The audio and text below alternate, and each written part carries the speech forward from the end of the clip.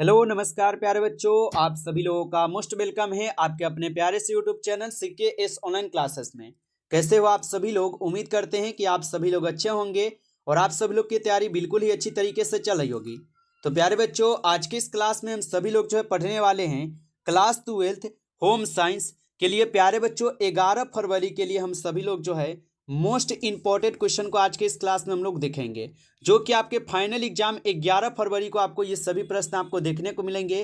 तो बिल्कुल आप लोग उस दिन तहलका मचाना चाहते हो तो आप लोग इस प्रश्न को एक बार जरूर पढ़ के ही जाना, जिससे कि आप जो है गर्दा उड़ा के आएंगे वहां पे। ठीक है, तो अच्छे से आप लोग देख लीजिए, इन सभी क्वेश्चन को एक बार पढ़ लीजिए ताकि आप अच्छे से गर्दा वहां पे उड़ा पाएगो। ठीक है, क्योंकि यही क्वेश्चन आएंगे प्यारे बच्चों, आप लोग अच्छे से पढ़ लेना। ठीक है, और चलिए क्लास को स्टार्ट करते हैं। उनसे पहले प्यारे बच्चों, आप नए जुड़े हो उस चैनल पे सब्सक्राइब कर लेना, क्लास अच्छा लगेगा आप लाइक कर लेना। ठीक है, और आपके लिए जो प्यारे बच्चों अभी नोट्स का प्राइस आपके लिए बिल्कुल कम कर दिए हैं, आपके लिए ऑफर है और आप सभी लोग इस ऑफर का लाभ उठा सकते हो। आपके लिए ये ऑफर है, आप चाहे तो इसका उठाना, लेकिन क्लास के बाद हम वो सब बात करेंगे। जो भी नोट्स है उसके लिए हम बाद में करेंगे, पहले पढ़ा लेंगे उसके बाद क्लास में बताएंगे आपको। ठीक है, तो क्लास हो जा रहा है, उसके बाद आपको PDF और नोट्स के बारे में बताएंगे कि कितना आपको प्राइस अभी लग रहा है, कितना कम कर दिए हैं। ठीक है, तो जुड़े रहना और अच्छे से सुनकर ही जाना, और हो सके तो आप ले भी लेना। ठीक है, चलिए क्वेश्चन है यहाँ पे कि सूखी धुलाई किया जाता है।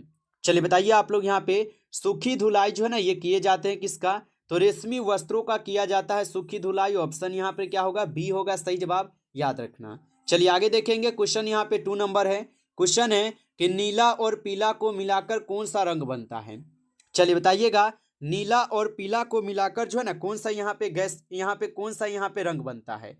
तो याद रखना, नीला और पीला को मिलाकर यहाँ पे कौन सा गैस बनता है? तो आप बताओगे सर जी यहाँ पे हरा रंग बनता है। ऑप्शन ए सही जवाब है, हरा रंग होगा। चलिए आगे देखेंगे, यहाँ पे आपका प्रश्न दिया गया 3 नंबर क्वेश्चन दिया गया आप सभी लोग का कि इनमें कौन आंतरिक सजावट का सिद्धांत नहीं है?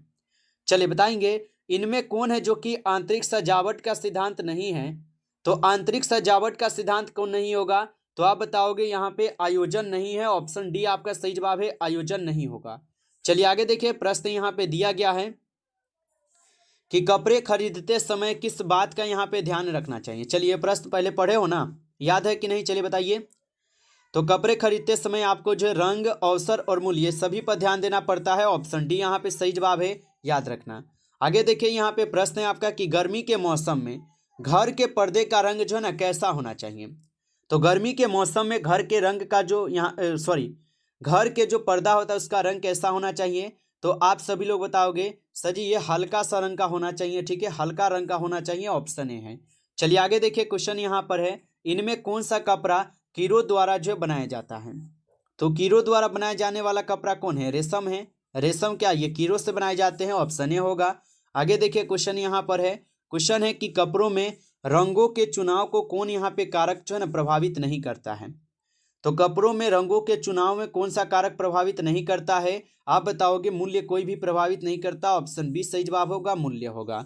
आगे देखेंगे, प्रश्न है कि निम्न में से कौन यहाँ पे पोषणीयहीनता से संबंधित है? तो निम्न में से कौन पोषणहीनता से संबंधित होगा? तो आप बताओगे ये हो जाएंगे आप सभी लोग का एनीमिया। एनीमिया यहाँ पे आप लोग का सही जवाब है, याद रखना। चलिए अगला प्रश्न यहाँ पे आता है, क्वेश्चन है कि मासिक वेतन किस आय के अंतर्गत आता है? चलिए बताइए कि मासिक वेतन किस आय के अंतर्गत आता है? तो आप बताएंगे ये तो प्रत्यक्ष आय के अंतर्गत आते हैं। ऑप्शन ए सही जवाब है, याद रखना। आगे यहाँ पे क्वेश्चन है आप लोग का, और क्वेश्चन क्या है कि प्रत्येक परिवार को अपना भविष्य सुरक्षित करने के लिए जो है ना यहाँ पे क्या करना चाहिए? तो प्रत्येक परिवार को अपना भविष्य सुरक्षित करने के लिए क्या करना चाहिए? तो आप सभी लोग बताओगे बचत, विनियोग और बजट बनाना, ये सभी करना चाहिए। ऑप्शन डी सही जवाब है, याद रखना। अगला प्रश्न यहाँ पे आता है आपका, पानी के स्रोत और शौचालय के बीच की जो दूरी है ये कितनी होनी चाहिए? तो पानी के स्रोत और शौचालय के बीच की दूरी होनी चाहिए कितनी? तो आप बताओगे कम से कम होनी चाहिए कितना? तो कम से कम 10 मीटर का तो होना ही चाहिए। ऑप्शन डी यहाँ पे सही जवाब होगा। चलिए आगे देखिए, यहाँ पे क्वेश्चन है आपका कि खाद्य अपमिश्रण निवारण अधिनियम कब लागू हुआ? तो खाद्य अपमिश्रण निवारण अधिनियम जो ये लागू कब होता है? तो ये तो 1954 में होता है। ऑप्शन डी सही जवाब है, 1954 में। आगे देखिए, यहाँ पे क्वेश्चन है आप लोग का, क्वेश्चन है इनमें कौन विकिरण विधि से संरक्षित किए जाते हैं? बताइए कि इनमें कौन है जो कि विकिरण विधि से संरक्षित किए जाते हैं? तो यहाँ पर आपका सही जवाब क्या होगा? तो यहाँ पर आपका सही जवाब हो जाएंगे आपके आलू। ऑप्शन ए सही जवाब है, आलू होगा, याद रखना। आगे देखिए अगला प्रश्न यहाँ पर है, खाने से पहले हाथ धोने के लिए क्या उपयोग करना चाहिए, किया जाना चाहिए। तो खाने से पहले हाथ धोने के लिए क्या उपयोग किया जाना चाहिए। तो यहाँ पर आप क्या बताओगे, आप बताओगे सर जी साबुन से और पानी से हाथ धोना पड़ता है। ऑप्शन ए सही जवाब है। चलिए आगे देखिए क्वेश्चन यहाँ पर है कि हल्दी में किस पदार्थ का अपमिश्रण किया जाता है। तो हल्दी में किस पदार्थ का यहाँ पे अपमिश्रण किया जाता है। और नोट्स के लिए क्लास के बाद करेंगे डिस्कस, ठीक है। नोट्स के लिए बताएंगे, पहले क्लास हो जा रहा है उसके बाद बताएंगे। और बताइए क्या होगा। तो यहाँ पर बी लगा रहे हो आप लोग। चलिए आगे देखिए क्वेश्चन यहाँ पर है आप लोग का। क्वेश्चन है इनमें कौन कपड़े धोने के लिए आवश्यक नहीं है। तो कौन आवश्यक नहीं है। तो आप बताओगे सर यहाँ पे कौन है, हमें भी समझ नहीं आ रहा। तो धुलाई मशीन नहीं चलेगा, ठीक है। ये रहेगा फिर भी होगा, नहीं रहेगा फिर भी चलेगा ना। आगे देखिए क्वेश्चन है राष्ट्रीय बचत प्रमाण पत्र जारी किया जाता है। तो राष्ट्रीय बचत प्रमाण पत्र जो ये जारी की जाती है तो ये डाकघर के द्वारा की जाती है। ऑप्शन ए करोगे सही जवाब, डाकघर। आगे देखिए यहाँ पे क्वेश्चन है आप लोगों का, निम्न में से कौन शारीरिक विकास के अंतर्गत नहीं आता है।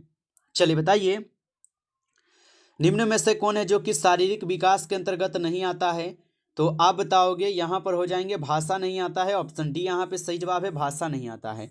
अगला प्रश्न यहाँ पे देखोगे क्वेश्चन है यहाँ पे कि दूध को संरक्षित करने के लिए किस विधि का उपयोग सबसे अधिक किया जाता है। तो दूध को संरक्षित करने के लिए किस विधि का उपयोग सबसे अधिक किया जाता है। तो आप बताओगे यहाँ पे हो जाएंगे आपके यहाँ पे ऑप्शन ए को सही जवाब कीजिए। आगे देखिए क्वेश्चन है कि डीपीटी का जो टीका है ये किस बीमारी को बचाता है। डीपीटी का टीका आप देखे हो ना, बच्चा लोग को लगता है। और डीपीटी का टीका जो ये किसको बचाता है। तो डिप्थीरिया होता है, यहाँ पे काली खांसी होता है, टेटनस होता है, ये सबसे बचाता है, ठीक है। आगे देखिए प्रश्न है समेकित बाल विकास योजना किसके लिए जो है ना कार्य करती है। तो समेकित बाल विकास योजना किसके लिए कार्य करती है। आप बताओगे सर जी ये किस करते हैं आपके बच्चों एवं महिलाओं के लिए। ऑप्शन सी यहाँ पे सही जवाब है, ऑप्शन सी। आगे देखिए क्वेश्चन यहाँ पे दिया गया है साबुन इनमें से किस मिश्रण से बनता है। बताइए कि साबुन इनमें से किस मिश्रण से बनता है। तो साबुन वसा और क्षार से बनता है। ऑप्शन सी होगा, वसा और क्षार से। आगे देखिए प्रश्न है वायु प्रदूषण के लिए कौन सी गैस जिम्मेदार है। तो वायु प्रदूषण के लिए यहाँ पे कार्बन डाइऑक्साइड, सल्फर डाइऑक्साइड और यहाँ पे मोनोऑक्साइड क्या होगा भाई। तो यहाँ पे उपयुक्त सभी होना चाहिए हमारे ख्याल से बच्चों, ठीक है। ऑप्शन डी होगा। चलिए आगे देखिए प्रश्न यहाँ पर है कि प्राकृतिक रूप से पाए जाने वाले पानी का यहाँ पे शुद्धतम रूप है। तो प्राकृतिक रूप से पाए जाने वाले पानी का अगर शुद्धतम रूप देखा जाए तो प्राकृतिक पूछा है तो वर्षा का पानी लगाओगे। ऑप्शन ए यहाँ पे सही जवाब है। अगला प्रश्न क्वेश्चन यहाँ पे दिया गया आपका, और क्वेश्चन क्या है आपका कि कौन सा टीका बच्चों को क्षय रोग से बचाता है। तो कौन सा टीका बच्चों को क्षय रोग से बचाता है। तो आप बताओगे बीसीजी का टीका क्षय रोग से बचाता है। आगे देखिए क्वेश्चन है यहाँ पे इनमें कौन मौद्रिक आय के अंतर्गत आता है। तो यहाँ पे कौन है जो कि मौद्रिक आय के अंतर्गत आता है। रुचि, श्रम, मकान एवं किराया, इस सभी आ जाएगा। ऑप्शन डी है।